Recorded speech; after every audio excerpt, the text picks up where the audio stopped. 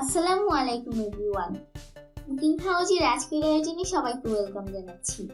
আজকে আমি আপনাদের সাথে শেয়ার করব কিভাবে পেঁয়াজ ছাড়া ডিম ভাজি করা যায়।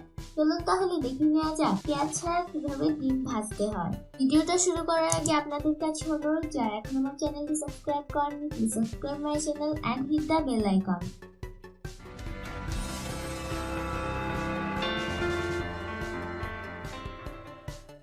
আমি একটি বাটির মধ্যে 2টি ডিম ভেঙে নিচ্ছি।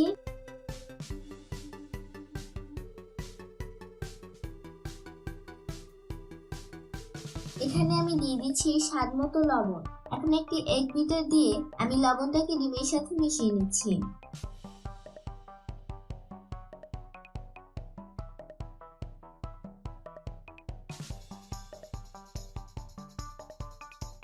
লবণটাকে ডিমের সাথে মেশানো হয়ে গেলে এর মধ্যে আমি দিয়ে দিচ্ছি সিম কুচি, দিয়ে দিচ্ছি গাজর কুচি, দিয়ে দিচ্ছি টমেটো কুচি, আর দিয়ে দিচ্ছি 3টি কাঁচামরিচ। এখন আমি এই সবগুলো উপকরণকে আবার ডিমটার সাথে ভালোভাবে মিশিয়ে নিচ্ছি।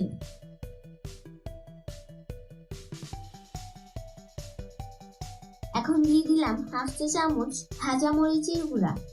এটা আপনারা চাইলে স্কিপ করতে পারেন।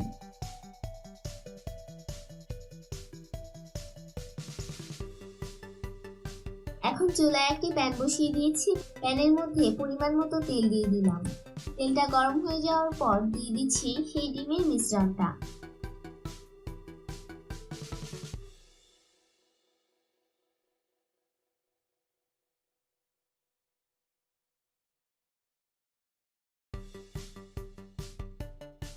এক পাশ ভালোভাবে হয়ে গেলে আমি এই ডিমটাকে উল্টে দিব। 2টা চামচ দিয়ে আমি ডিমটাকে উল্টে নিচ্ছি।